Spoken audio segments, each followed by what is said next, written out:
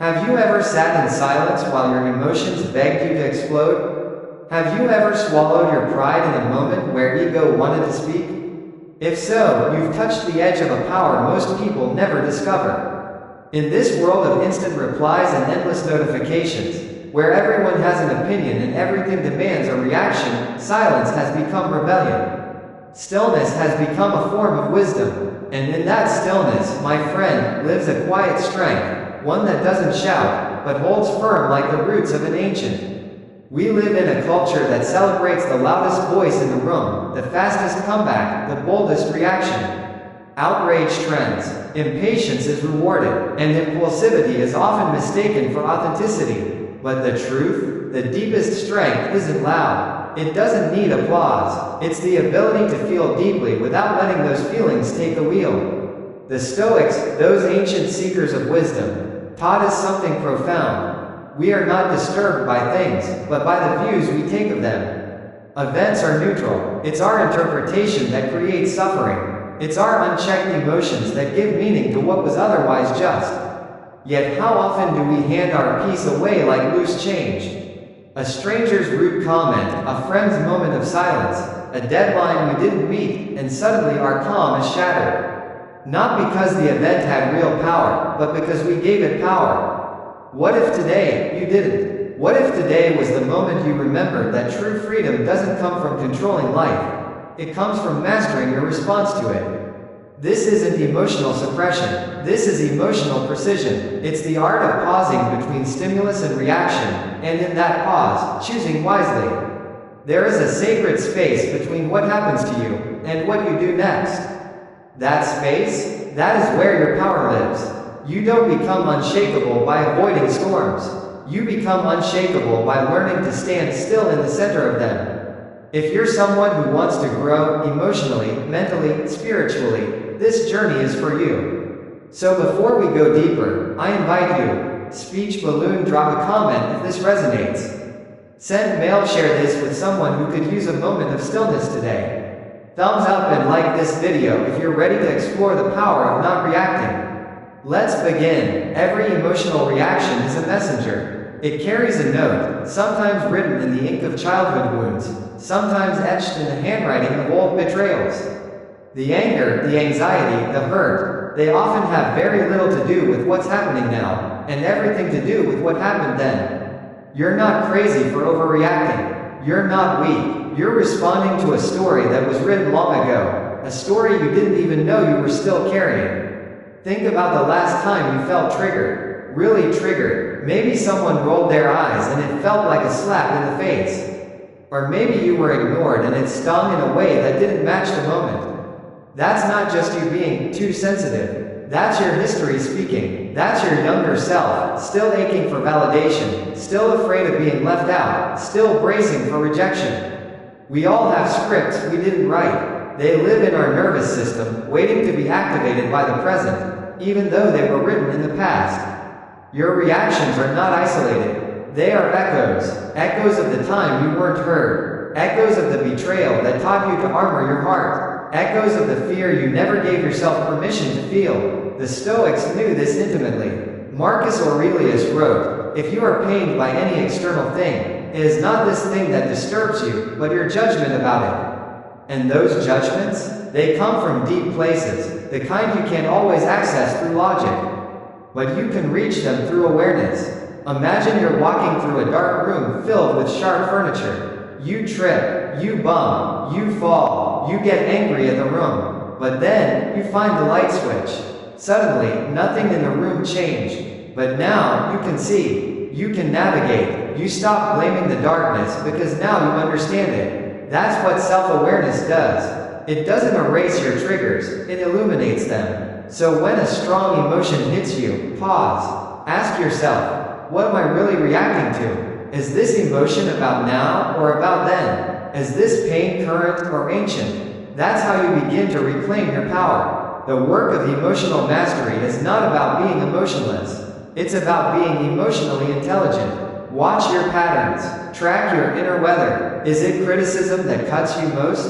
Is it being left out? Being misunderstood? These are not signs of weakness. They are doors. doors into your own soul. And when you walk through them, you don't become weaker, you become whole. The Stoic truth is this: it's not the event, it's your interpretation. Epictetus taught that events are neutral. It's our judgments, our attachments, our history that color them with meaning. You don't need to eliminate every trigger, you just need to see them clearly. Because what you can see, you can manage. And what you can manage no longer manages you. Here's your challenge today. Next time a wave of emotion hits, don't react. Pause. Ask, what story is this emotion trying to tell me? Then listen, with compassion, with curiosity. That pause is not weakness.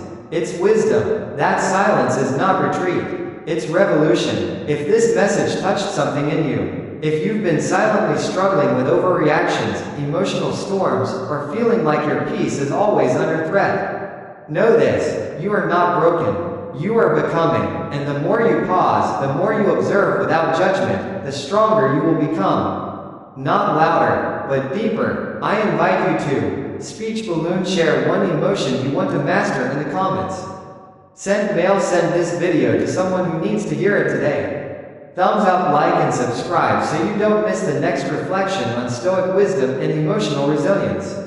Until then, stay still, stay strong, stay aware. Previously, we explored how uncovering the roots of your emotional triggers can lead you to a quiet power, a strength born not from avoidance, but from awareness. We learned that between stimulus and response lies your true freedom. Now, let's take that journey one step further. When you begin to uncover the origin of your emotional triggers, those deep stories beneath the surface, you take your first step toward a life lived in greater emotional neutrality. Toward a life no longer ruled by unconscious scripts, but shaped by conscious choices. But let's be honest, this isn't a one-day transformation. This is a process, a lifelong practice, a path carved not in giant leaps, but in small, consistent steps, day by day. There will be days when you catch yourself just in time, when you feel the spark of irritation and choose not to let it burn the house down. And there will be days when you don't. Days when the trigger slips past you and you react in old, familiar ways. That's okay. That's part of healing. That's part of becoming. Because each moment you notice, each flash of awareness, is a small victory. Each insight becomes a brick in the steady foundation of your emotional resilience. So pause often, reflect deeply, ask yourself, where did this reaction begin? Is it really about this moment, or am I dragging a past story into a present scene? With time, you'll notice something miraculous. The emotional waves that once overwhelmed you begin to lose their force. You'll stand taller, you'll stand steadier, not because life suddenly becomes gentle, but because you have become grounded. Not because the wind stopped blowing, but because your roots run deeper. To understand your triggers isn't to become cold or disconnected. It's not about becoming emotionally numb. It's about becoming free. Free to feel without being ruled. Free to respond without being trapped. Free to live without dragging around the heavy, invisible burdens of a past that no longer serves you. This is the silent revolution happening within you. And this, right here, is the first step on the path to unshakable peace. Alarm system. Before your mind even forms a thought, your body has already spoken. Long before you say, I'm angry, or I feel anxious, your body whispers it. Do you hear it? That sudden tightness in your chest. The racing heartbeat that shows up without warning. The knot in your stomach. The shallow breath you didn't even realize you were holding. These are not random sensations. They are messengers. They are your early warning signs. Your body is the first one to know when something feels off, and if you learn to listen, it becomes your most loyal ally on the road to emotional mastery. And yet, most of us live disconnected from our own bodies. We move through the day in a fog, lost in thought, buried in to-do lists, racing from one moment to the next. We barely notice how our bodies respond, how tension slowly builds in our neck, how our breath shortens after a stressful email, how exhaustion creeps in, not just from work, but from ignoring ourselves. But the truth is, every emotion has a physical footprint. Anger, it may tighten your jaw, clench your fists. Anxiety, it might flutter in your stomach like restless wings. Sadness? It could weigh on your chest like a thick, heavy blanket. These are not accidents. These are not random. They're signals, gentle alarms, asking you to come back home to yourself. At first, they whisper, but if ignored, they begin to scream. The Stoics, of course, focused on training the mind. They may not have spoken often about the body directly, but their practices reflect a deep and quiet respect for self-awareness in all its forms. Marcus Aurelius often described watching his thoughts from a distance, not judging them, but simply observing. And today, modern wisdom adds this: true observation must begin not just in the mind, but in the body. Because the body is where your reactions are born. When you learn to notice your body, you reclaim that sacred pause between stimulus and response. No longer are you swept away by anger, jealousy, or fear. Instead, you feel the first ripple, and you notice. You say to yourself, "Ah, something is stirring within me." And in that awareness, you open a door that leads to choice, to freedom, to power. You're no longer a prisoner of your instincts. You become a participant in your life, an active agent, not a passive reactor. So the next time a situation stirs something inside you, stop. Don't rush to respond. Check inward first. Instead of snapping back with a defensive comment, breathe into the tension. Instead of retreating into silence and resentment, place a gentle hand on your heart. Feel your own pulse. Come back to yourself. Slow down. Breathe. Ask yourself, what is my body telling me, before my mind tries to explain it away? This practice of embodied awareness is beautifully simple, but far from easy. It requires presence. It demands patience. It invites discomfort and asks you not to run. But oh, how honest the body is. When the mind twists things to avoid pain, the body tells the truth plainly. Feel unsafe? Your muscles tighten. Feel unseen? Your breath shallows. Feel overwhelmed? Your chest constricts. These aren't weaknesses. They're invitations. They're your body's way of saying, something matters here. Please notice me. And when you notice, you create space for choice. And with that choice comes healing. Catch the signals early, and you can soften the storm before it builds. A few deep breaths, intentional and full, can calm your nervous system. Relaxing your shoulders, loosening your jaw, sitting up straight, these small acts are like sending a note of safety to your body. And when the body feels safe, the mind begins to follow. As we learned in the previous section, your body is an emotional compass, a subtle messenger whispering truths before your mind has time to catch up. But what happens next, once you've noticed those signals, is where true mastery begins. Mastery doesn't mean you stop feeling. It doesn't mean the waves of anger, fear, or sadness never rise. It means that when they do, you no longer drown in them. You learn to ride the wave, to surf it with grace, instead of being swallowed by its force. Seneca once wrote, "We suffer more in imagination than in reality." How true is that? Most of our pain doesn't come from the actual moment. It comes from the mental storms we create when we fail to listen to the early signals. We miss what the body is trying to tell us, and we let the imagination run wild, building mountains out of moments, catastrophes out of whispers. But what if, instead, we anchored ourselves in what's real? When you tune into the present moment, into sensation, you take the wind out of the emotion sails. You ground yourself. You make space for clarity to emerge. Picture your body like a living compass, a beautifully designed system alerting you to the emotional weather before it fully arrives. Every signal it gives you, a tight jaw, a racing pulse, a shallow breath, is a gentle knock on the door. Hey, you don't have to go down the same road. You can choose. This is not avoidance. It's not emotional repression. This is emotional intelligence in action. This is what respect for your inner world looks like, listening before reacting. Over time, this awareness becomes second nature. You won't need to remind yourself to pause. You'll simply feel the shift as it starts to happen. You'll catch the flicker of irritation before it becomes a wildfire. You'll feel the twitch of anxiety before it becomes paralysis. And because you noticed earlier, you respond differently. You navigate, not react. You become the calm within the storm. This awareness gives you options. You begin choosing patience over snapping, clarity over confusion, calm over chaos. And this isn't a small practice. It's everything, because without the ability to feel what's happening within, clearly, honestly, you will always be at the mercy of what happens around you.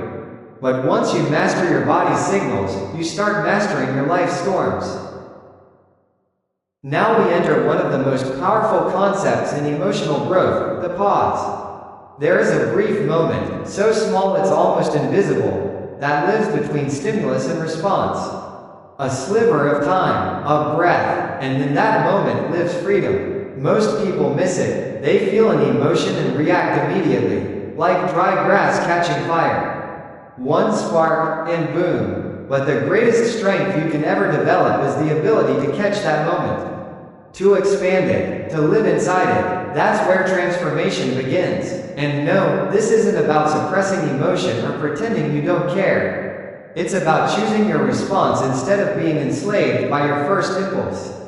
The world often cheers for speed. Be fast, be sharp, hit back quick, but wisdom doesn't move fast. It doesn't flinch. It doesn't rush to speak. It waits. It listens. And only then, it responds. The Stoics knew this deeply. Epictetus taught that while we cannot control what happens outside us, we can always control how we judge it. And where does that judgment live? In the pause, right between the trigger and the action. Without it, we're not free people, we're puppets, yanked around by emotion, reaction, and circumstance. Of course, finding the pause isn't easy, especially at first. Our nervous system is ancient. It's wired for speed, for fight, flight, or freeze. The moment we feel hurt, threatened, or embarrassed, the body floods with energy. Adrenaline rushes in, muscles tighten, vision narrows. This instinct, once saved, lives on the savannah. But today, it ruins relationships, destroys conversations, ends careers. In this modern world, the strongest aren't the ones who react fastest, but the ones who can breathe through the first wave and respond with wisdom. So how do you do it? How do you start building this sacred pause? You begin with something simple. You breathe. When you feel a surge of emotion, don't speak. Don't hit send. Don't make that phone call. Just breathe. One slow, conscious inhale. One slow, conscious exhale. That alone can interrupt the old chain reaction. It sends a message to your nervous system. We're safe. We have time. We don't need to rush. Then, in the space that breath creates, ask yourself, what am I about to do? Is it necessary? Is it kind? Is it wise? These questions are tiny anchors.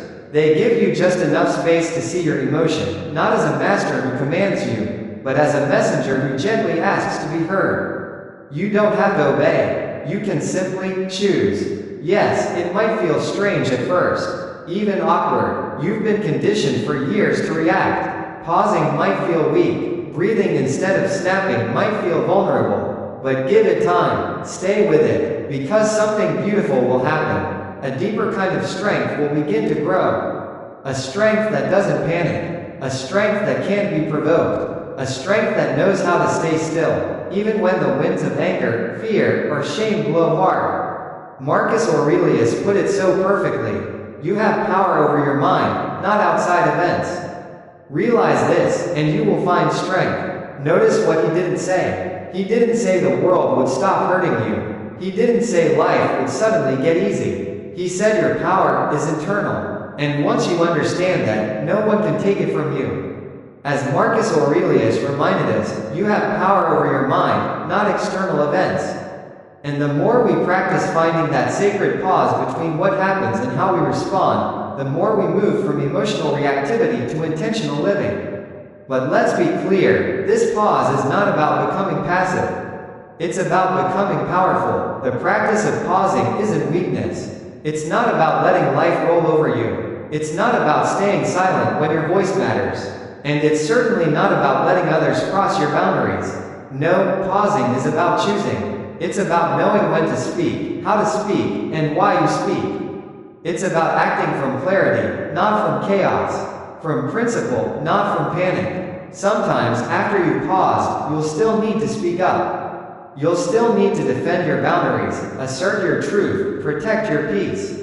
But now, you'll do it from a grounded place, a steady place, not out of reaction, but from deep alignment with who you are. Imagine your life as a piece of music. Every word you say, every action you take, it's a note in your personal symphony. But what gives music its beauty? It's not just the notes, it's also the silences between them. Without the pause, the melody becomes noise. Without the space, the song loses its soul. Your life works the same way. The pauses, the moments when you choose to breathe instead of break, are where your real power is composed. This is the song of your character, of your values, of your emotional mastery. So train yourself, gently, kindly, patiently, to live in the pause. You don't have to start big. Start small, really small. When someone says something that bothers you, pause. When fear creeps in after a mistake, pause. When pride pushes you to strike back, just pause. Even one breath, even 1 second of stillness. That moment could shift the entire trajectory of a conversation, or a relationship, or your entire future. With time, the pause grows. What once felt awkward becomes natural. What once felt forced becomes fluid. And then one day, you'll realize something powerful. You're no longer a prisoner of passing feelings. You are no longer reacting to life. You are choosing your life.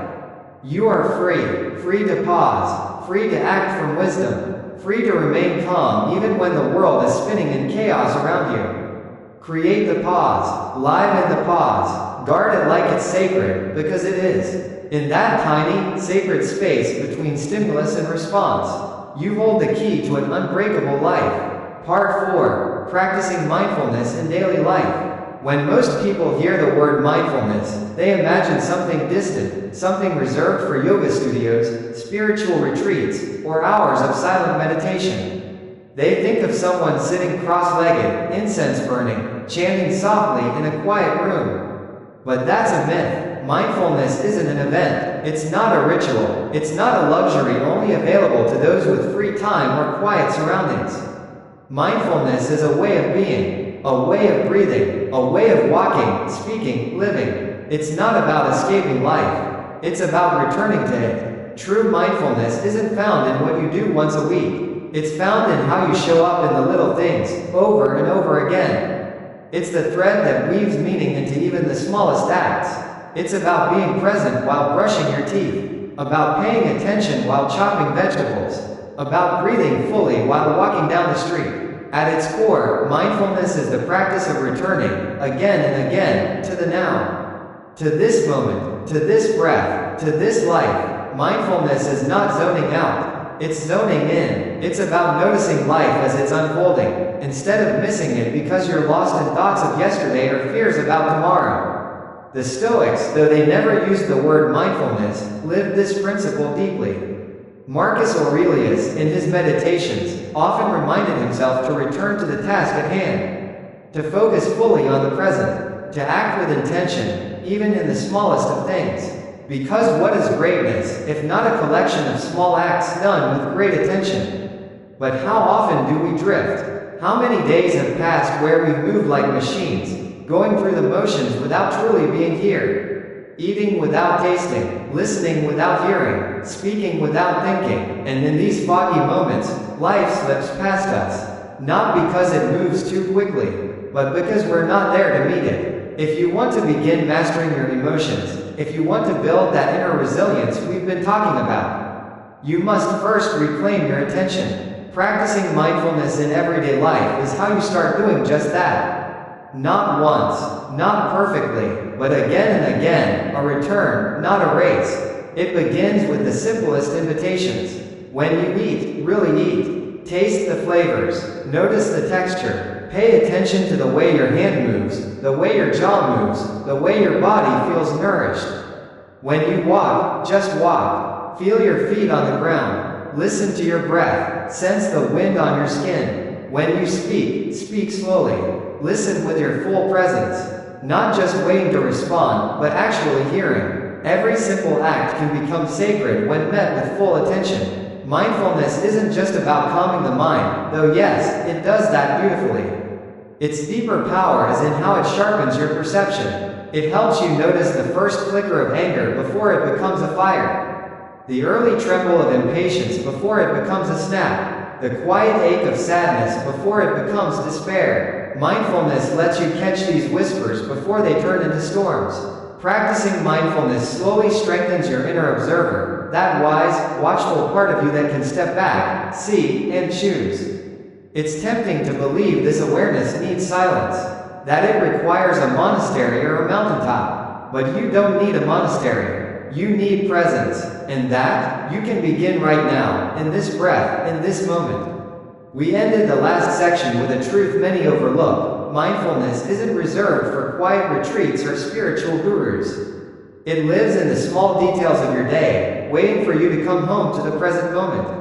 And now, we go deeper into that truth. Mindfulness isn't about adding something new to your already full day. It's about changing the quality of what is already there. Washing the dishes? That can be mindfulness. Writing an email? That too. Even sitting in traffic, yes, even that, can become a mindful moment, if you're fully present, rather than lost in resentment, replaying past conversations, or worrying about what comes next. Seneca once said, "True happiness is to enjoy the present without anxious dependence upon the future." And that, at its core, is what mindfulness really is. The quiet art of sinking into the richness of now, without demanding it be different. Without needing it to promise you more. Mindfulness is not passivity. It's not an escape from responsibility. It's not retreating from the world. It's the deepest form of engagement. Because when you are present, you show up fully. You speak with intention. You listen with care. You move with purpose. Your actions carry weight, not because they're loud, but because they're rooted. And your words? They cut through noise because they come from clarity, not chaos. When you live mindfully, your emotions no longer ambush you. You catch them early, in their infancy, before they gather the momentum to sweep you away. It all begins with tiny choices. One breath noticed, one meal eaten without a screen, one conversation given your full attention. These aren't just wellness tips. They're the building blocks of emotional mastery. Don't underestimate the small things. Tiny, consistent acts, like drops of water, can carve canyons through stone. At first, the change is invisible, but one day, you'll pause and realize, your thoughts are clearer, your heart is more grounded, your entire life feels richer, not because everything outside of you has changed, but because you have finally arrived, fully present in your own existence.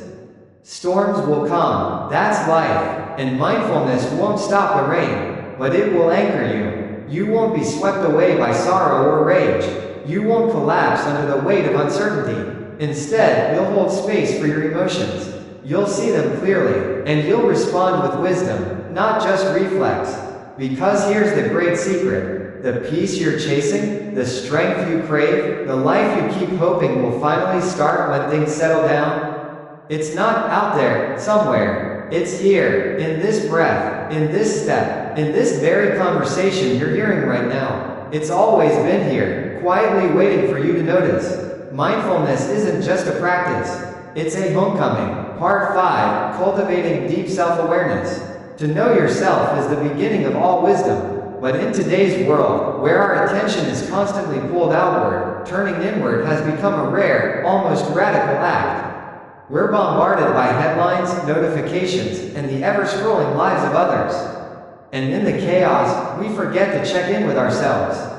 Self-awareness isn't just noticing what you do. It's understanding why you do it. It's the quiet art of holding a mirror to your own mind, without distortion, without defense, without fear. Most people don't live in relationship with themselves. They live in reaction to themselves. They're dragged through life by moods they can't name, desires they don't understand, and fears they're too afraid to face. In the absence of self-awareness, emotions don't serve you. They rule you, but with deep awareness, you begin to see the threads. You realize that every thought, every feeling, every reaction is not a random outburst, but part of a much bigger tapestry within you. The Stoics knew this well. Marcus Aurelius, in his Meditations, reminded himself, When you arise in the morning, think of what a precious privilege it is to be alive, to breathe, to think, to enjoy, to love. And yet, he didn't stop there. He spent pages questioning his motives, challenging his judgments, observing his impulses, but not to shame himself, to see himself. This wasn't self-criticism. This was self-clarity. And without clarity, there is no freedom. Cultivating deep self-awareness begins with one simple but powerful practice: observation without judgment. Let your thoughts pass like clouds in the sky. Let your emotions rise and fall like waves. Don't chase them, don't resist them. Just watch. When anger appears, pause and ask, what sparked this? What story am I telling myself right now? When sadness comes, sit with it gently. Where in my body do I feel this? What expectation or memory might be feeding it? This is not about fixing your emotions. This is about understanding them. Like an astronomer studies the night sky, not to control the stars, but to know them. You begin to study your inner world with curiosity, not condemnation. Journaling becomes a powerful tool here, not the polished kind meant for public eyes, but the raw, honest kind. Write your fears, write your doubts, write your dreams, write your frustrations, put your soul on paper. Because when you write, you witness. And when you witness, you grow. Journaling your thoughts, your fears, your frustrations, your dreams, isn't just about reflection. It's about release. Because when you bring the unseen into the light, you loosen its hold. You name what once controlled you, and slowly, you begin to transform. When you write your thoughts down, something powerful happens. You take what was once swirling invisibly inside, and make it visible. And what is visible can be understood. And what is understood can be changed. But self-awareness isn't always soft. It requires a quiet kind of bravery, the willingness to see the parts of yourself you'd rather avoid. It's easy to notice when others hurt us, much harder to admit when we stay stuck in the role of the victim. Easy to spot when someone's pride harms us, much harder to see how our own pride keeps us from growing. Deep self-awareness means facing even those uncomfortable truths, not to judge or punish ourselves, but to understand. With honesty, yes, but also with compassion, with a steady voice that says, this too is part of me. But because I see it, I'm no longer ruled by it. You can't change what you refuse to face, but the moment you look it in the eye, it loses its silent power.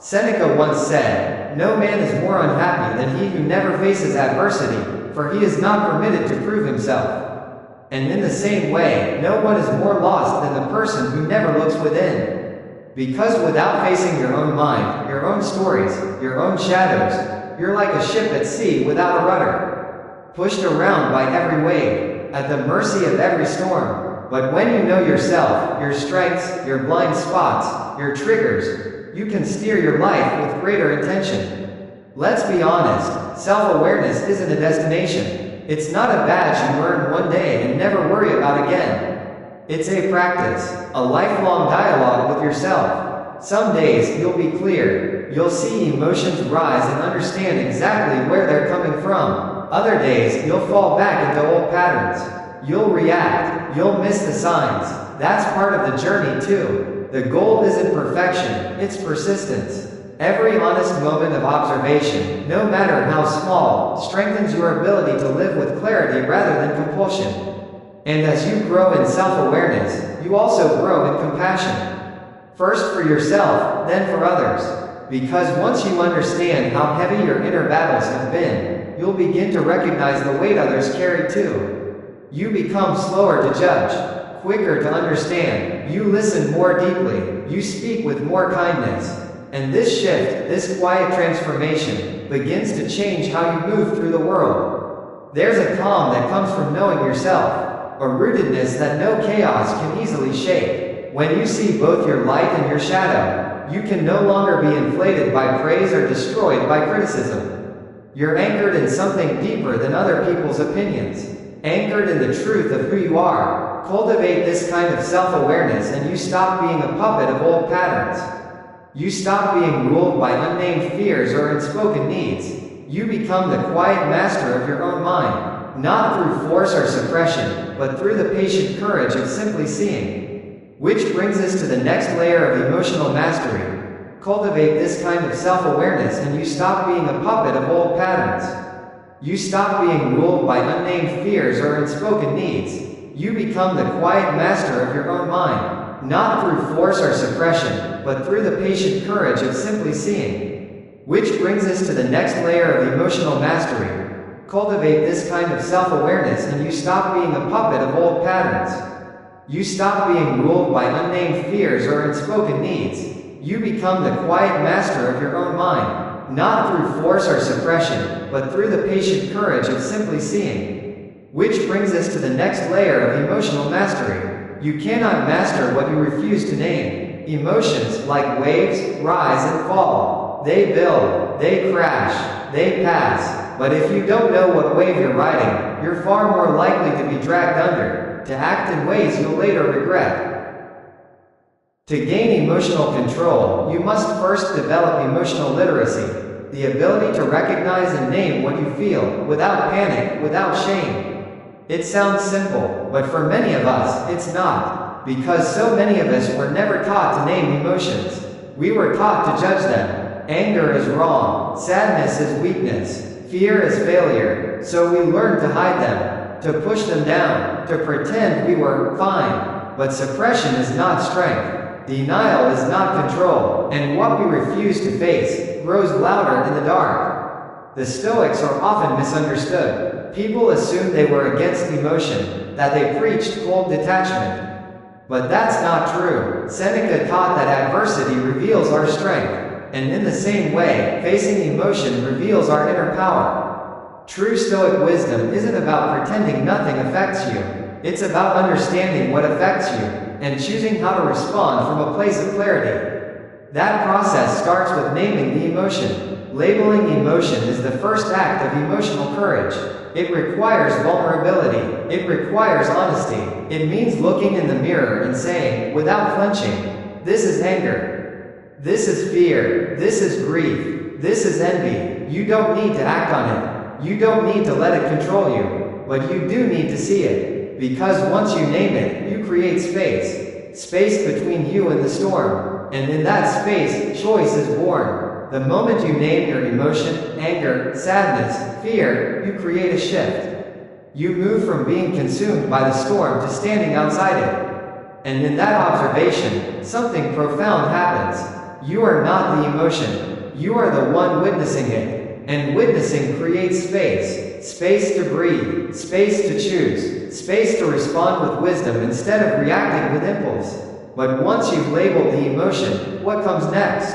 Acceptance. And make no mistake, acceptance does not mean defeat. It doesn't mean you're giving in or letting emotions rule your life. It simply means, I acknowledge that this is here. I don't need to resist it to be okay. Because pretending an emotion doesn't exist only gives it more power, hidden, unconscious power that controls you from the shadows. Acceptance lets you work with reality instead of against it. The reality is, being human is messy.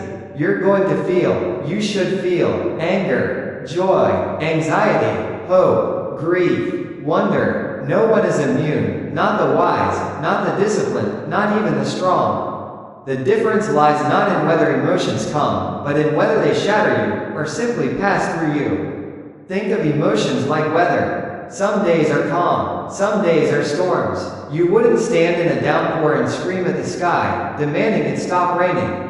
You'd find shelter, you'd wait, you'd act wisely. It's the same with emotions. You don't have to fix the storm, you just have to navigate it. Marcus Aurelius understood this deeply. He didn't see emotional challenges as injustices, but as facts of life. You have power over your mind, he wrote, not over outside events. To apply this to emotion is to realize, I may not control what I initially feel, but I can control what I do next. That control begins the moment you stop denying the feeling and start accepting its presence. There's humility in this process. Humility to admit, I'm not always rational. I don't always respond with grace. Sometimes I get swept away by fear, pride, sadness, maybe all within an hour. But there's also great dignity in this. because once you accept your inner world without judgment, you stop being a puppet of buried feelings, and you start becoming a conscious participant in your own life. Practice labeling emotions gently. No need to overanalyze or dissect them. Just notice and name. This is frustration. This is loneliness. This is hope. Then, accept them kindly, as you would an old friend who shows up at your door unexpectedly.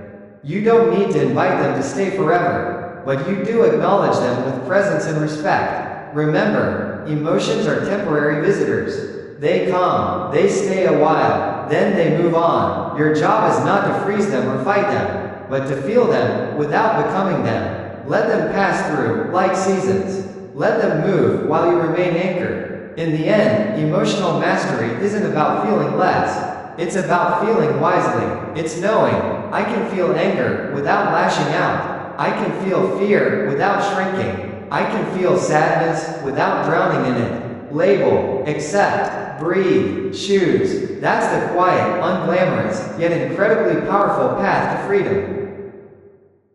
The way you think about what happens in your life shapes the way you experience it. Often, suffering doesn't come from the event itself. It comes from the story you attach to it. An insult becomes a declaration of your worthlessness. A failure becomes proof you'll never succeed. A rejection becomes evidence that you'll always be alone. And just like that, a single moment becomes an identity. This is the silent, relentless work of unexamined negative thoughts. And it's one of the greatest sources of unnecessary emotional pain. The Stoics saw it clearly. They taught that external events are neutral. It's our judgment that gives them meaning. As Epictetus said, it's not what happens to you, but how you react to it that matters. And your reaction? It begins in thought, often so fast, so automatic, you don't even realize it's there. Before there is anger, fear, or despair, there is a thought, and that thought, unchecked, unquestioned, shapes your emotional landscape. Reframing negative thoughts doesn't mean pretending you're not hurt. It doesn't mean covering pain with fake positivity. It means taking a breath, seeing the moment clearly, stripping away the mental exaggeration, and asking, is this the only way to see this? Is this even true? Let's say a friend cancels plans with you. Let's return to that simple moment. A friend cancels plans. Your unexamined mind may jump instantly to a story. They don't care. I'm not important. I'm always the one left behind. But pause. That story isn't the only one available. Maybe your friend had an emergency. Maybe they're overwhelmed. Maybe their choice had nothing to do with you at all. This is the power of reframing. It gives you back the steering wheel. It opens up possibility. It reclaims your emotional landscape from the grip of assumption. And let's be clear, this is not blind optimism. It's realistic flexibility, the kind that says, my first emotional reaction may be loud, but it's not always wise.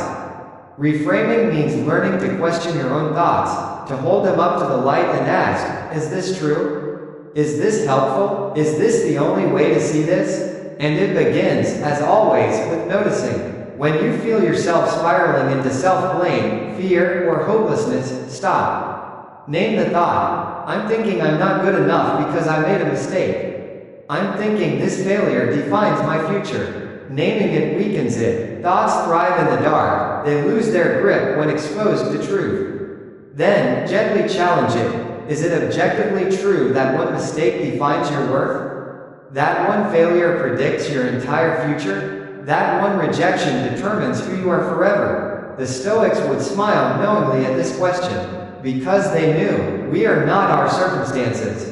We are how we meet our circumstances. Reframing also invites neutrality. Not every event needs to be good or bad. Sometimes things just happen. Raw material for growth, and labeled moments that become powerful teachers, if we let them. Marcus Aurelius often reminded himself, this is neither good nor bad. It simply is. From that place, you stop meeting life with clenched fists, and start meeting it with open hands. Over time, reframing becomes less about fixing negativity, and more about building a new habit of thought, a habit of asking, what else could this mean? What is the most empowering way to see this? It's the habit of interpreting setbacks as lessons, of seeing challenges as invitations, not curses. of speaking to yourself with compassion instead of cruelty. Let's be honest, reframing won't make pain disappear. Life will still wound you. Disappointment will still visit you. But with reframing, those wounds become teachers, not lifelong sentences. Pain becomes something you move through, not something you build your identity around. Like any transformation, reframing requires practice. Some days it'll feel easy, natural. Other days, your old narratives will shout so loudly it feels impossible to hear anything else. That's okay. That's human. What matters is this: every time you pause, question, and choose a better thought, you are rewiring your mind toward peace. Reframing is not a hack. It's an act of emotional sovereignty. It's the refusal to be enslaved by your mind's worst interpretations. It's the choice to see life, yourself, and your struggles through a lens that empowers instead of destroys.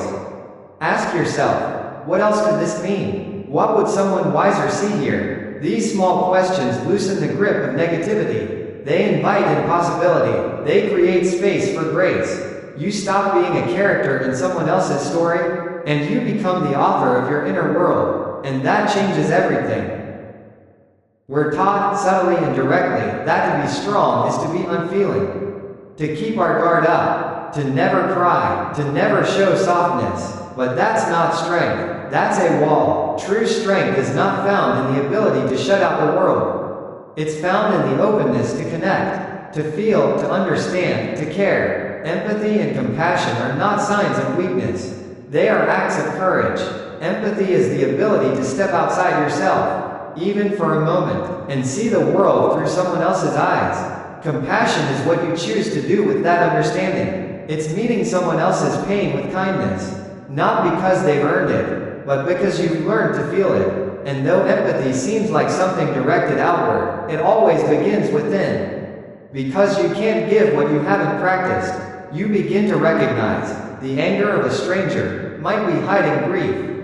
The coldness of a friend might be covering fear. The betrayal of a loved one may be rooted in their own pain. Most harmful actions aren't expressions of evil. They are symptoms of wounds. The Stoics, often misread as stoic in heart as well as mind, actually taught deep restraint not to avoid pain, but to avoid clouded judgment. Marcus Aurelius reminded himself, whenever you are about to find fault with. Marcus Aurelius once said, whenever you are about to find fault with someone, ask yourself, what fault of mine most nearly resembles the one I'm about to criticize? That simple reflection, it doesn't excuse harmful behavior. It doesn't erase the pain, but it softens the sharp edges of judgment, the kind that poisons your peace far more than it punishes the other person. You begin to say, this action hurt me, but maybe it was born from their own struggle. That comment stung, but perhaps it reveals their pain, not my worth. Empathy doesn't mean absorbing someone else's emotions like a sponge. It means seeing clearly, understanding deeply, and choosing not to let their chaos dictate your calm. It's the ability to witness anger, without meeting it with more anger. To observe fear, without being pulled into it. Empathy holds steady in a world that often spins in chaos. But what about compassion for yourself? Oddly, this is often the greater challenge. We offer grace to others, yet condemn ourselves for the same mistakes. We forgive friends, but punish ourselves endlessly for falling short. Self-compassion is the radical act of seeing yourself, not through the eyes of judgment, but through the eyes of understanding. It's saying, yes, I'm imperfect. Yes, I mess up. Yes, I'm still learning. But none of that makes me unworthy. Growth is messy. Mistakes are inevitable. You, every day, are a work in progress. And that truth does not make you broken. It makes you human. Seneca reminded us, no man becomes great all at once. Mastery is not a switch, it's a path. And on that path, you will fall. You will react from fear. You will lose your patience. You will fail to live up to your own ideals. But self-compassion meets those moments with curiosity, not condemnation. What can I learn here? How can I rise, not perfectly, but wiser? That is the language of emotional maturity. Now hear this clearly. Self-compassion is not a free pass. True compassion is rooted in accountability. It says, yes, I made a mistake, and I own it. But I am not defined by it. I will grow from it. That mindset, it transforms failure from a brick wall into a doorway.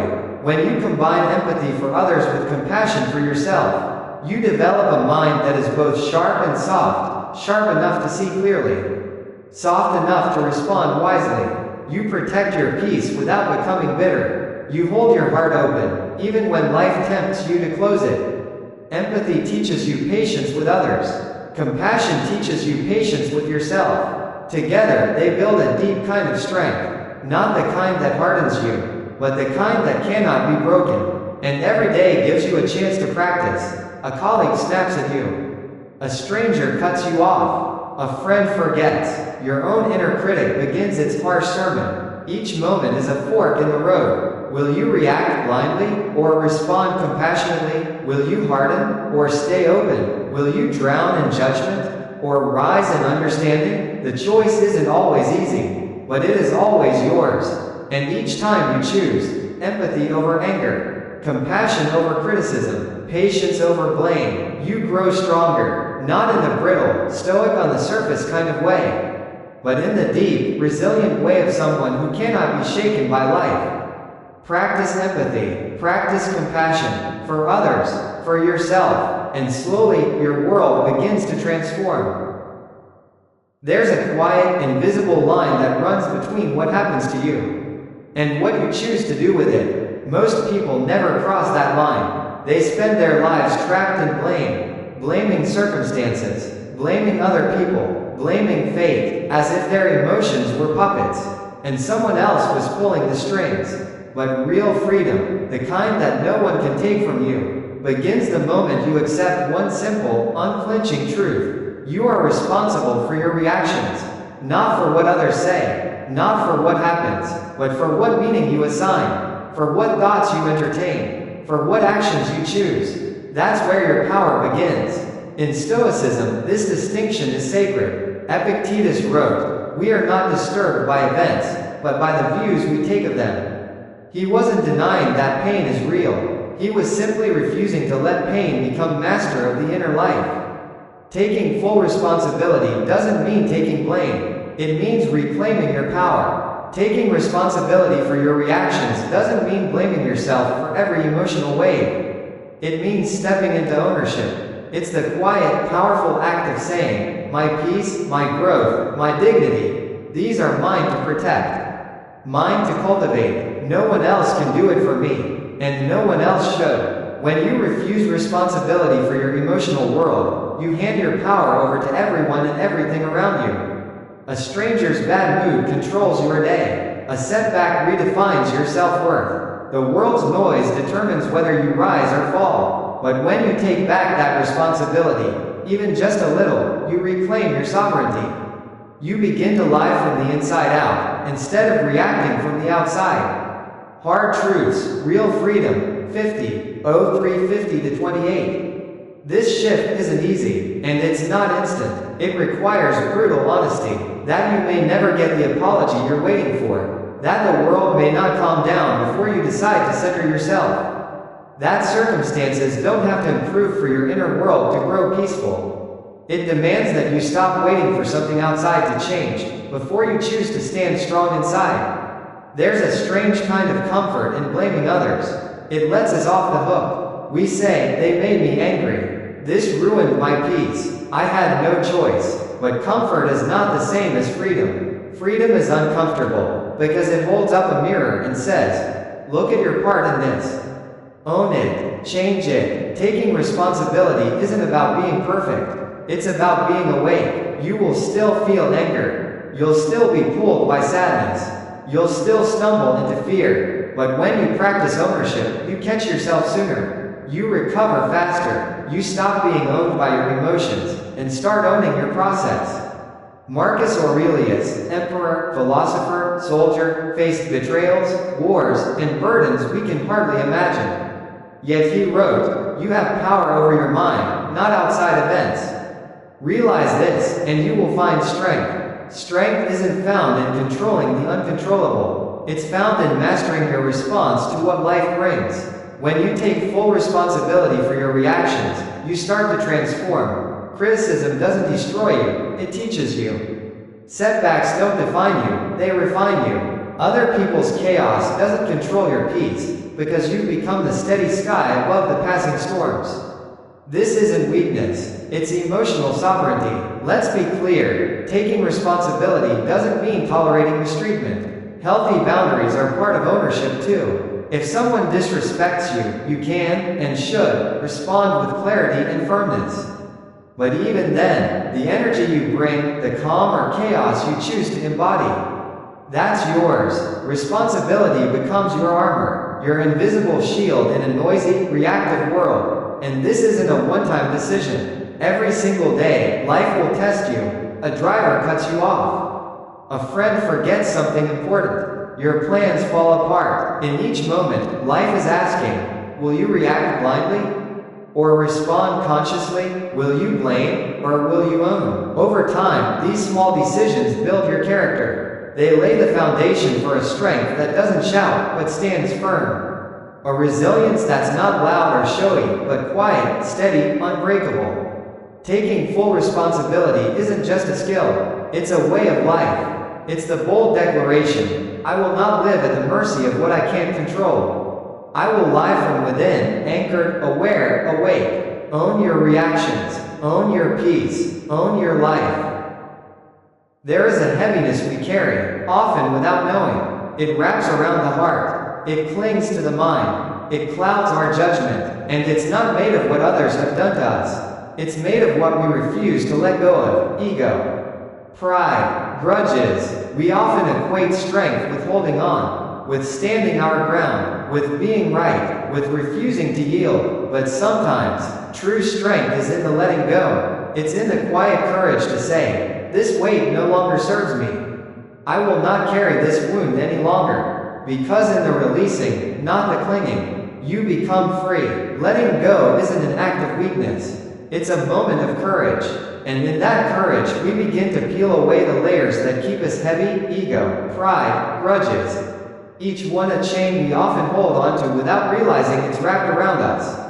Pride whispers that forgiveness is for the weak, that to let go without revenge is to surrender. Grudges convince us that holding on to anger keeps us safe, that remembering every slight protects us from being hurt again. But the Stoics, with their timeless clarity, saw through this illusion. They knew that when you cling to offense, when you build your identity around being wrong, you are only binding yourself more tightly to the very pain you resent. Marcus Aurelius once asked himself, will you be angry with the world, as if the world would notice? He understood, to carry bitterness is to drink poison and expect someone else to suffer. Letting go of ego doesn't mean thinking less of yourself. It means needing less from others to prove your worth. It means finding stability in who you are, not in what others say or do. When your ego is quiet, criticism doesn't shake you. You don't have to dominate every room, every conversation. You don't fear being wrong, because your identity doesn't rest on always being right. Letting go of ego is not weakness. It's a return to inner wholeness. Releasing pride isn't about becoming passive. It's about choosing dignity over domination. Pride demands that we win. Dignity only asks that we live in truth. When you let go of pride, you can apologize when needed. Forgive when you're ready. Walk away from battles that would drain your soul. You can correct without humiliating. Disagree without hatred. Lead without needing to stand taller than everyone else. And yet, releasing grudges may be the hardest of all. Grudges feel righteous. They feel justified. They make us feel protected. But in reality, they imprison us, anchoring our hearts to the pain we once endured. Grudges rent space in your mind for free, and they rob you of peace long after the moment is over. Stoic forgiveness is not about forgetting. It's not about excusing. It's about refusing to let someone else's injustice define your future. It's about choosing freedom, even when others were unfair. Seneca said it best. The best revenge is not to be like your enemy. You don't heal by mirroring the hurt. You heal by breaking the chain, by choosing peace over permanent war. Letting go of ego, pride, and grudges isn't something you do once and move on. It's a discipline, a choice you make daily, sometimes hourly. When the sting of criticism rises, You breathe and remind yourself, I am more than this moment. When pride tempts you to argue endlessly, you ask, what matters more, winning or wisdom? When resentment floods in, you soften and whisper, I will not carry this fire any longer. And as you practice, something incredible happens. The mind grows lighter. The heart beats quieter. You walk through life with less armor, yet greater invulnerability. Not because you're untouched, but because you're unhardened. You're no longer weighed down by every slight, every misunderstanding, every insult. You don't have to win every argument. You don't need to be right to feel whole. Imagine this, living each day without dragging the chains of old pain behind you. Meeting challenges without needing to protect your ego. Apologizing freely, forgiving swiftly, feeling light again, not because life is easy, but because you stopped carrying unnecessary weight. This is not weakness. This is not naivety. This is strength, refined. The strength of emotional maturity. The strength of self-mastery. Let go of the need to always be right. Let go of the urge to prove your worth. Let go of the burden of old anger. And in doing so, reclaim something far more precious than pride, your peace. There is a quiet strength in knowing where you end, and where others begin. In a world that often celebrates burnout and glorifies self-sacrifice, setting boundaries can feel wrong, even selfish. But boundaries are not walls. They are bridges, built with intention to foster real connection, rooted in mutual respect, framed by self-honor. Healthy boundaries say, without anger or aggression, here's what I need to stay well. Here's what I cannot allow if I want to remain whole. This is the line, not to punish you, but to protect my peace. Boundaries are not barriers. They are bridges to clarity, to dignity, to peace. Without them, even the most well-intentioned relationships begin to rot from within, decaying slowly into resentment, burnout, and imbalance. Boundaries don't sever connection, they preserve it. The Stoics didn't always speak about boundaries in modern terms, but they lived them deeply. Marcus Aurelius wrote, "The tranquility that comes when you stop caring what they say or think or do, only what you do." That's the essence of boundaries, not controlling others, but mastering yourself. Boundaries are the daily, conscious choice to protect your inner world from the chaos of the outer one. But to set boundaries, you must first know yourself. Ask honestly, what drains me? What renews me? What am I willing to offer freely? And what do I need to protect? If you skip this part, you will always feel like you're reacting. Saying yes when you mean no, people pleasing while silently resenting, burning out without understanding why. Self-awareness is the soil from which healthy boundaries grow. Once you're clear, speak it. No drama, no defensiveness, no apology for taking up space in the world. Setting a boundary doesn't require a fight. It requires truth. It might sound like, I appreciate the invitation, but I need a quiet evening to recharge. I'm not available for that right now. For our relationship to stay healthy, I need us to agree on expectations. The words are simple. The real courage lies in saying them, and holding them when tested. And yes, they will be tested. Some people won't like your boundaries, especially if they were benefiting from your lack of them. They may guilt you, question you, push you. That is their right, but it is also your right. To stand steady, to stand calm, to stand without anger, without apology. Seneca reminded us, associate with people who are likely to improve you. Boundaries are how you choose those associations. They help you surround yourself with energy that nourishes, not drains. Setting a boundary doesn't mean raising your voice. True strength doesn't shout. The strongest boundaries are often spoken in the softest tone. Calm, clear, respectful. They don't accuse. They simply affirm. This is my path. I walk it with openness. But I choose who walks alongside me. Boundaries are how you honor your energy, your peace, your purpose. Peace is not the absence of conflict. Peace is the presence of clarity. When you say no to what hurts you, you are saying a bigger yes to what heals you. Boundaries shift your relationships from unconscious obligation to conscious connection, from tolerating to thriving. But the most overlooked boundary is the one you set with yourself. It's not enough to declare your boundaries to others. you must honor them inwardly too. If you say you won't check email after 8 p.m., but you do, if you promise yourself rest, but guilt keeps you working, that's self-betrayal, and it teaches your mind that your needs don't matter. Each time you break your own word, you chip away at your self-trust, and people learn how to treat you by watching how you treat yourself. If your boundaries are flexible suggestions, the world will treat them the same. But when your words become sacred, when your inner limits are protected like holy ground, others will follow your example. Healthy boundaries are not about pushing others away. They're about drawing closer, but with truth, with balance, with dignity. They create expectations that are spoken, not assumed. They dissolve the slow poison of unspoken needs and silent resentment. They build a foundation for relationships that are deep, honest, and sustainable. And like anything meaningful, boundaries are a practice. You will be tempted to bend them, to avoid awkwardness, to keep the peace, to earn someone's approval. But each time you hold your boundary, even when it shakes, you strengthen your core. You remind yourself, I'm worthy of the space I occupy. My needs matter. My peace is not negotiable. Boundaries aren't a wall. They are a declaration. And when you honor them, your life becomes lighter, cleaner, freer. Let's be clear about one thing. Stress and anxiety are not signs of weakness. They are natural signals, messages from your body and mind, telling you that something feels off, threatened, or overwhelming. The goal isn't to eliminate these signals. The goal is to listen, to respond, and to build tools that help you move through them with clarity, not chaos. The ancient Stoics knew stress intimately. They weren't sipping wine in gardens all day. They lived through exile, betrayal, war, disease, and death. Yet in the face of overwhelming pressure, they focused not on controlling the outside world, but on mastering their internal response.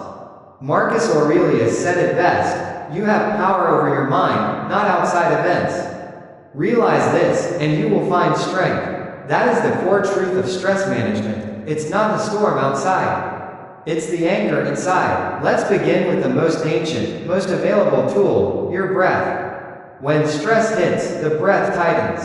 Anxiety climbs high into your chest. Everything feels constricted and shallow. But you can reverse that, in real time. Man in lotus position, try this. Inhale for 4 counts. Hold for 4. Exhale slowly for 6. Repeat this rhythm, not because it's magic, but because it tells your nervous system, I am safe now. Your breath is not just air. It's a signal, a message, a bridge back to calm. Another tool we often ignore is movement. When your thoughts are racing and your chest is tight, that energy needs a release valve. So, move, walk, stretch, dance in your kitchen, lift something heavy. Even 5 minutes of physical motion can transform anxiety from a terrifying cloud into something manageable, something you can navigate. Don't let anxious energy sit still and fester. Move it through you. Anxiety feeds on worst-case scenarios, on fears and mental loops we never challenge. So challenge them. Ask, is this fear even true? Is it certain? Is it useful? Most fear collapses when you shine a light on it. Reframing your thoughts doesn't mean denying reality. It means choosing a perspective that helps you stand up, instead of shrinking down. If your mind feels like a tangled mess, try this simple act. Put it on paper. No filters, no editing, no worrying if it makes sense. Just let it spill. You'll be surprised. What once felt monstrous in your mind often looks much smaller on the page. Writing gives shape to the fog, and when something has shape, you can work with it. Here's one more tool we rarely mention: support. The Stoics honored self-reliance, yes, but they also leaned into community. Seneca wrote long letters to friends about the trials of his soul. Marcus Aurelius wrote reminders based on the wisdom of others. You're not meant to carry everything alone. Talk to someone, reach out to a mentor, see a professional if needed. Asking for help isn't weakness. It's wisdom in action. Anxiety multiplies in clutter, not just physical clutter, but mental, emotional, calendar clutter. When life feels like it's spinning out of control, simplify. Seedling, focus on just one thing today. Seedling, drop what can wait. Seedling, say no where needed. Seneca said, "We suffer more in imagination than in reality." Complexity feeds imagination, but simplicity, it grounds you in what's real. And here's a quiet truth that most people overlook. Stress often grows stronger when you fight it. Have you ever tried to force calmness? The more you fight stress, the more it digs in its heels. Instead, try this. Notice the anxiety. Then say to yourself, "Ah, there it is again." No judgment, no panic, just observation. In doing this, you step out of being inside the storm and into the role of witness. That changes everything. Some days, your breath will center you. Other days, the anxiety might still roar. That's okay. That's not failure. That's being human. Mastery is not about never being anxious. It's about returning to your center again and again and again. That return builds resilience. That return builds trust. That return is your superpower. Don't wait for chaos to learn calm. Build your tools daily. Breathwork in the morning. Movement during the day. Journaling in the evening. Simplicity when life feels heavy. Little by little, these small acts become your foundation. They hold you steady when the winds pick up again. You cannot stop the waves of life. You can't control every storm. But you can become a better sailor. You can learn how to anchor yourself deeply, even when the wind howls. And that is real peace. There's a quiet beauty hidden in the cracks, in the parts of us we usually try to hide, in the mistakes, the messiness, the unfinished chapters. But let's be honest, most of us are trained to fear imperfection, to fix it, to cover it, to outrun it, as if, with enough effort, we could finally arrive at a flawless version of ourselves, polished, invincible, unbreakable. But that version, it doesn't exist, and chasing it, that's the real trap. Perfection is a mirage. The more you chase it, the farther away it moves. And here's the deeper truth. Perfection is not the destination of growth. It's the enemy of growth. You don't need to be flawless to be at peace. You don't need to be perfect to be worthy of compassion. You only need to be willing to show up, willing to keep learning, willing to love yourself in the middle of the mess. Your flaws, they're not failures. They're fingerprints of your humanity. The Stoics knew this. Even Marcus Aurelius, Emperor of Rome, didn't pretend to be above struggle. His personal journal, Meditations, is filled with moments of anger, impatience, and frustration. But he didn't hide them. He met them head on, with gentleness, with clarity, with the mindset of a student, not a judge. That's the Stoic way. So what does self-compassion sound like? When you stumble, it says, "Of course I stumbled. I'm human, but I am not only this moment." When you fail to meet your ideals, it whispers, "I see the gap, and I'm still committed." When you feel the weight of shame pressing down, it reminds you, this moment is part of the path. I haven't stepped off it, I'm still walking. Without compassion, every misstep feels like a verdict. Every imperfection becomes evidence that we're somehow broken. But with compassion, failure becomes a teacher, a mentor, a mirror. Without self-compassion, the mind spirals. Why can't I get it right? What's wrong with me? Will I ever be enough? And under that weight, courage shrinks. Growth freezes, because how do you risk again when every mistake brings self-punishment? Seneca once said, "While we teach, we learn." In the same way, while we fail, we grow. If, and only if, we meet ourselves with kindness. Self-compassion is not indulgence. It's discipline, especially for those of us raised to believe that harshness is the only way to get better. But compassion isn't just a philosophy. It's a practice, daily, sometimes hourly. When you miss an appointment, instead of shaming yourself, say, "I'm juggling a lot. Let me find a better system." When anxiety hits, instead of calling yourself weak, say, "I'm under pressure. I will give myself care, not cruelty." When you lose your temper, instead of drowning in guilt, say, "That wasn't my best. But I see it, I'll do better next time." Each small moment of grace rewires your inner world. Each act of kindness builds emotional safety. And in that safety, growth blooms. Here's something we rarely think about. When you practice self-compassion, you automatically become more compassionate toward others. You stop expecting perfection in your relationships. You stop demanding flawlessness from your friends, your family, your partner. You begin to hold space for their humanity, because you've finally held space for your own. This doesn't mean giving up on standards, but it means grounding those standards in love, not fear. Excellence isn't born from self-hate. It's born from the freedom to fall and try again. True growth comes when you feel safe enough to be seen as unfinished, and still believe in your worth. When you embrace your imperfections, you shift your goal from looking perfect to becoming whole. You stop obsessing over arriving someday, and you start living fully, right here, as you are. The cracks remain, the rough edges stay, but they're no longer marks of shame. They're marks of courage, of life, of resilience. So breathe, let go of the crushing pressure to be flawless. Welcome your humanity back home. Practice compassion, fierce, steady, daily. Not because you're broken, but because you are whole, and still becoming. This isn't weakness. This is wisdom. This isn't giving up. This is coming alive. To grow is to live. Not just to survive, but to expand. To believe that who you are today is only the foundation, a starting point for all you are capable of becoming. This is the heartbeat of resilience, the essence of mastery, the quiet, powerful truth that says, I am not finished yet, and I never will be. The Stoics knew this. Their wisdom wasn't about becoming bulletproof. It was about becoming bendable, teachable, unbreakable. Life, they understood, won't bend to our desires. It will disrupt, it will surprise, it will devastate, and the answer isn't to demand that life be easy. It's to become the kind of person who can meet difficulty, not with denial, not with panic, but with steady hands and an open heart. That's what a growth mindset really means. Not a catchphrase, not a motivational slogan, but a lens, a way of meeting every trial with a quiet, persistent voice. This is not the end.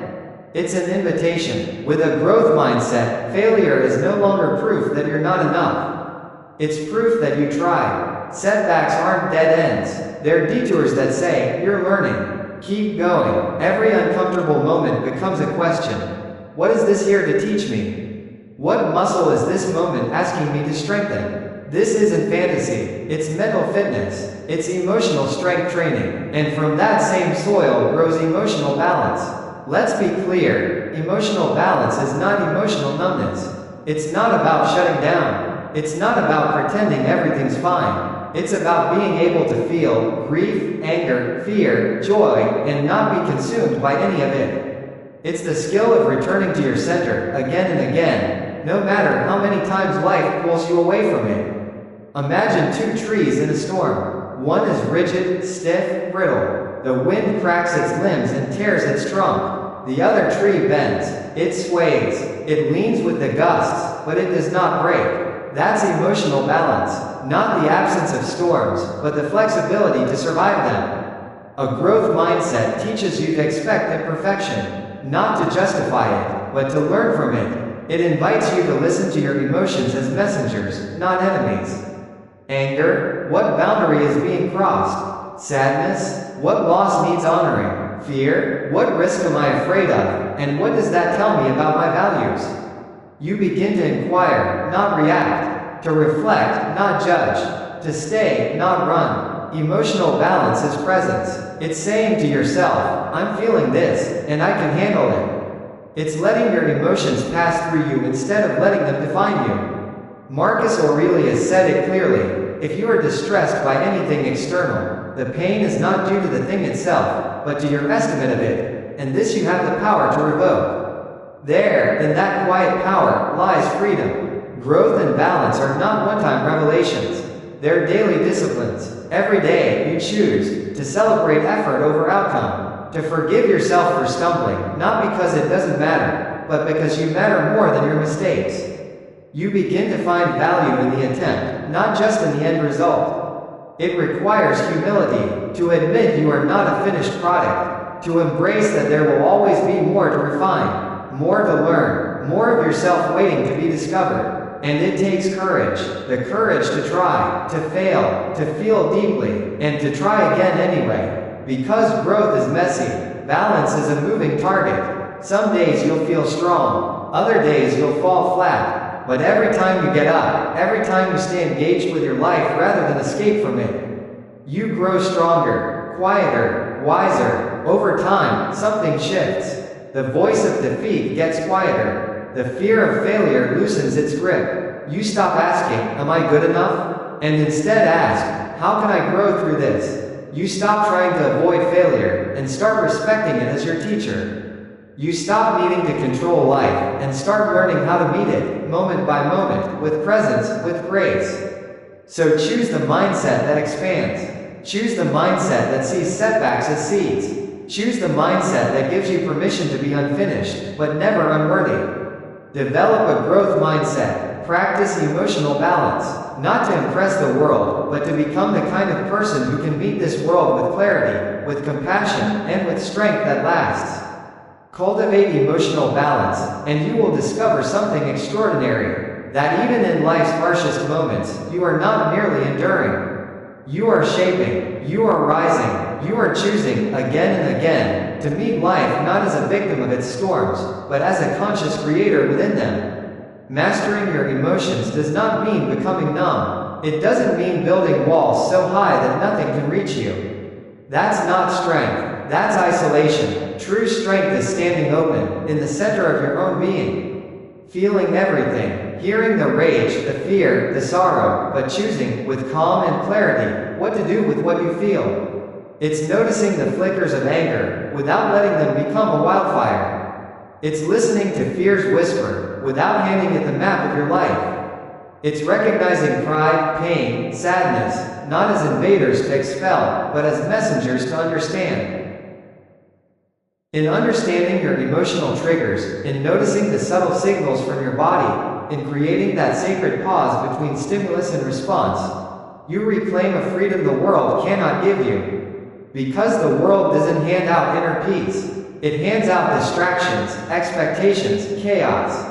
Real freedom? You build that, inside, with awareness, with stillness, with choice. As you practice mindfulness in the ordinary, as you learn to sit in silence and listen, you begin to reframe the thoughts that once imprisoned you. You begin to live not in reaction, but in presence. You grow in empathy, not just for others, but for yourself. You stop outsourcing your peace. You step into the quiet, profound responsibility of owning your inner weather. You let go of ego. You release grudges. You drop pride, not as surrender, but as liberation. You set boundaries without burning bridges. You speak your truth without guilt or apology. You stop just surviving stress and start sailing through it with intention. You don't resist the waves. You become the one who can navigate them. And above all, you begin to embrace who you are. Not a final product, not a flawless masterpiece, but a living, breathing work in progress. Beautiful, imperfect, and becoming. You begin to see, growth is not a straight line. Peace is not a one-time decision. This journey is not finished tomorrow, or next year, or even after a lifetime. It's a practice, a return, a quiet revolution from within. So I leave you with this. You do not need to be perfect to be powerful. You do not need to be fearless to be free. You only need to be willing. Willing to see, willing to feel, willing to choose better, even if just a little bit better, today. Master yourself, but gently. Forgive yourself, but fiercely. Walk forward, but steadily. And trust that every small act of inner mastery, every pause before reacting, every breath taken with intention, every word spoken with love, every step toward integrity, is building a life of quiet, unshakable strength. If this journey spoke to something inside you, if it helped you breathe a little deeper, think a little clearer, feel a little more alive, then I invite you, like this episode. Share it with someone you care about. Subscribe for more steps on this path, because you're not walking alone. Every step matters. Every step counts. Until next time, stay present, stay grounded, and keep choosing the strength within you.